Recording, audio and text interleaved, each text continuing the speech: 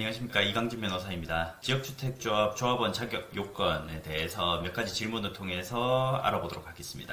지역주택 조합원 자격은 크게 세 가지로 볼 수 있는데, 세대주, 그리고 지역 거주 요건, 그리고 주택 소유 현황 세 가지입니다. 세대주는 조합 설립인가 신청일부터 입주 가능일까지 계속 세대주여야 됩니다. 그리고 거주 요건 같은 경우는 조합 설립인가 신청일 기준으로 6개월, 그 이전 6개월간의 해당 지역에 거주를 했어야 됩니다. 조합 설립인가 신청일 이후의 거주 요건은 따지지 않습니다. 주택 소유 요건 같은 경우는 조합 설립인가 신청일부터 입주 가능일까지 무주택 또는 세대원 전체를 포함해서 1주택 이하, 주거 전용 면적 85제곱미터 이하 주택까지만 소유할 수 있도록 되어 있습니다. 먼저 첫 번째 질문입니다. 내년 3월 입주를 앞두고 있는 조합원입니다. 현재 1주택자이며 가족 구성원은 세대주인 저, 세대원인 배우자, 자녀 2명이 있습니다. 총 4명입니다. 사정상 올해 1월 저는 그대로 있고 배우자와 자녀 2명을 장모님 댁에 전입신고하였습니다. 그리고 제가 살고 있는 주택이 올해 11월에 매매가 되어 매도가 된다는 의미겠죠. 이사를 가야 해서 내년 3월 입주까지 살 곳이 없어서 4개월가량 장모님 댁에 저도 들어가려고 합니다. 제가 세대주 자격을 유지해야 되기 때문에 들어가면 세대주를 저로 변경하면서 장모님을 세대원으로 변경하려고 합니다. 여기에서 구체적으로 또 질문을 2가지를 주셨는데, 첫 번째 질문은 배우자와 자녀 2명이 장모님 댁에 세대원으로 전입한 것이 문제가 되었는지, 두 번째로는 11월에 제가 장모님 댁, 조합원이겠죠.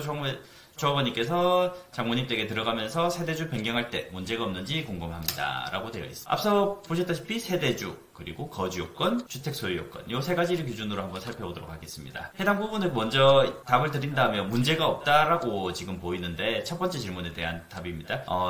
배우자와 자녀 2명이 장모님 댁 세대원에 들어가더라도 별다른 문제가 없습니다. 그리고 11월에 장모님 댁에 들어가면서 세대주로 변경을 하기 때문에 또 세대주 요건도 그대로 유지하고 있습니다. 자, 세대주 등록하실 때 기존 세대주 동의가 있어야 하니 같이 가셔서 행정복지센터 같이 가셔서 변경을 하시면 별다른 문제가 없습니다. 참고사항으로 세대주가 있는 집에 세대주를 다시 변경하려고 하면 바로 세대주가 변경되는 것이 아니라 일단 세대원으로 등록되었다가 조합원 명의로 변경되는, 결국 세대원으로 들어갔다가 세대주가 되는, 잠시 세대원이 되는 부분이 있지만 이건 행정 절차상에 어쩔 수 없는 사항이고 당일날 바로 세대주로 변경을 하면 문제가 되지 않습니다. 간혹 동사무소 직원의 실수로 전입신고만 되어서 세대원으로 돼 있다가 세대주 변경이 안 되는 경우가 가끔씩 있습니다. 그래서 변경 후에는 반드시 주민등록 등본을 떼서 확인해 보시면 좋겠습니다. 만약에 해당 부분에 대해서 본인이 확인하지 않으셔서 발생하는 문제로 인해서 이 동사무소 직원이 잘못했다고 하더라도 그것을 밝히는 것이 굉장히 어렵기 때문에 반드시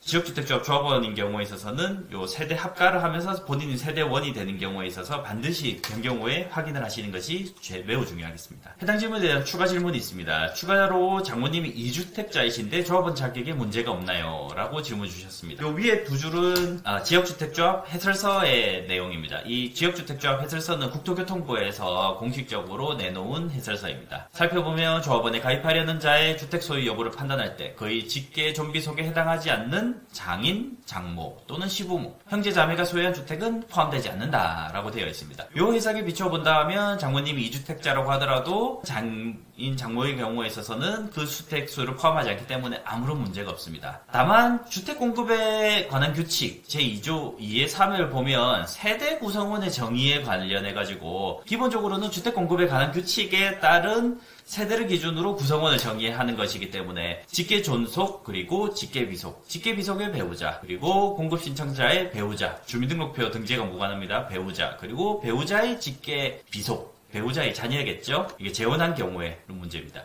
그리고 배우자의 직계 존속, 여기에서는 장인, 장모, 시부모가 될 수 있겠죠. 이 부분에 있어서는 세대 구성원으로는 주택 공급에 관한 규칙으로는 되어 있습니다. 다만 국토교통부 지역주택조합 해설서에서는 직계 좀비속의 경우에만 주택소유 판단할 때 세대원을 범위로 포함하고 있고, 조합원 본인의 직계 존속만을 포함하고 있고, 배우자의 직계 존속에 대해서는 범위에서 제외를 해서 해당 주택은 포함하지 않는다라고 되어 있습니다. 이 해설서가 설명하고 있는 내용을 명확한 근거를 찾을 수가 없었습니다. 다만 어쨌든 지역주택조합 해설서상에 비춰보면 장모와 주민등록 함께하고 있다 해서 장모주택이 포함되지 않는다라는 부분은 명확하게 나와 있는 부분이기 때문에 해당 부분을 기준으로 행정청에서 판단을 하겠지만, 만약 그렇게 판단하지 않고 주택공급에 관한 규칙으로 해서 판단을 한다고 했을 경우에는 지역주택조합 해설서를 가지고 적극적으로 소명 절차를 밟아보시는 것이 좋겠습니다. 지역주택조합원으로 2017년 가입 후 곧 준공 예정인 사업장에서 부모님이 임대사업자로 10채를 보유하고 있다.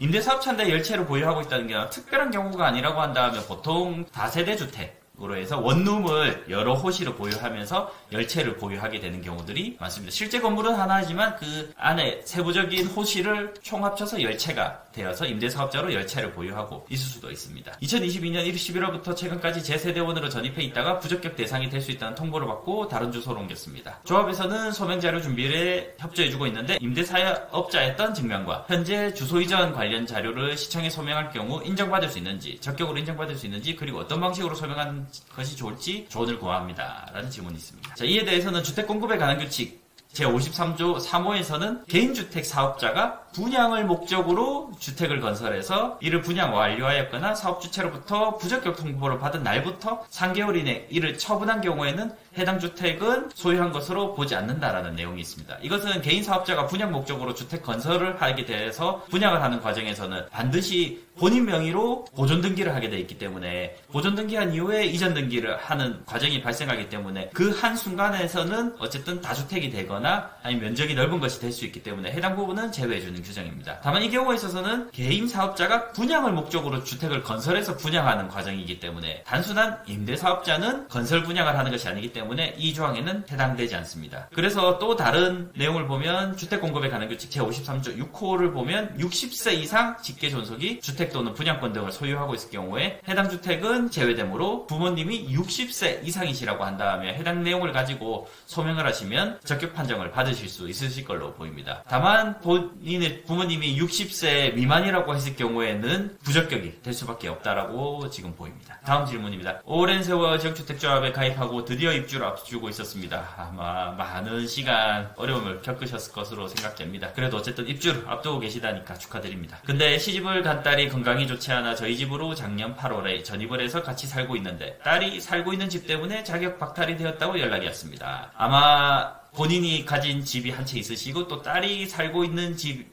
지금 현재는 전입을 해 있었지만 딸이 살고 있었던 집 때문에 아마 2주택이 되어서 자격 박탈이 되었다라고 아마 연락이 왔다는 걸 봤습니다. 답답함에 아무리 구청을 찾아가서 말해보아도 사정은 안 됐지만 주택법에 어긋난다는 말만 무한반복하고 있습니다. 해결 방법이 없을까요? 라고 되어 있습니다. 이에 대해서 보면 주택법 시행령 제21조 2항에서는 주택조합 조합원이 근무, 질병치료, 유학, 결혼 등 부득이한 사유로 세대주 자격을 일시적으로 상실한 경우에 예외적으로 조합원 자격을 인정해주는 제도가 있습니다. 이 경우에 있어서도 시집간 딸이 건강이 좋지 않아 아마 질병치료 때문이겠죠. 질병치료 때문에 전입을 했을 경우에 해당 부분에 대해서 일시적으로 세대주를 상실한 경우다라고 해서 인정을 받을 수 있느냐라는 것을 보면 조합원이 세대주 자격을 상실한 경우이지 조합원의 세대 합가로 주택 소유가 초과된 경우에 해당이 없다라는 점을 말씀드립니다. 그리고 조합원이 세대주 자격을 상실한 경우여야 되는데 이 경우에 있어서 세대주 자격을 상실하진 않고 그냥 딸이 단순히 세대원으로 들어와서 주택수가 넘게 된 것이기 때문에 해당 내용은 포함되지 않는다고 보입니다. 그리고 최근 2025년 3월 27일 선고한 2022도 5410호 판결을 한번 보면 판결에서는 한 세대, 하나의 세대 또는 동일한 세대는 실질적으로 주거와 생계를 같이 하고 있는 가구를 의미한다라고 해서 실질적으로 주거와 생계를 같이 하고 있으나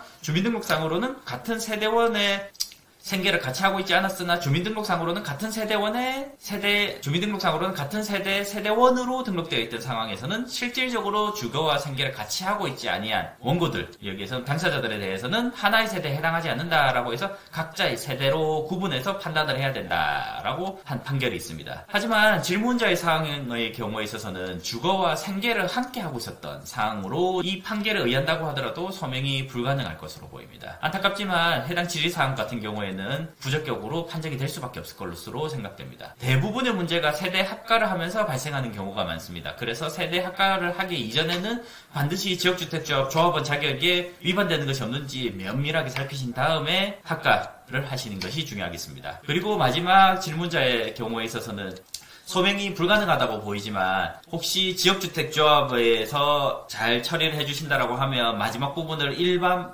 분양, 임의 분양으로 돌려서 해줄 여지도 있기 때문에 그 부분에 있어서는 구체적인 부분을 알 수가 없겠지만 그러한 부분을 가지고 일반 분양과 같이 해줄 여지도 있습니다. 다만 이 조합의 경우에 있어서는 일반 분양가가 훨씬 높다라고 했을 경우에 있어서는 임원진의 배임이 될 수도 있는 부분이기 때문에 조합 상황과 면밀히 비춰 보아서 적절하게 꼭 변호사와 협의를 한 다음에 뭐 해결책을 좀 찾아보시는 것이 좋은 방법이 될 것으로 생각이 됩니다. 오늘은 질문 3개, 세 번째 질문까지 알아보고 마치도록 하겠습니다. 이강진 변호사였습니다.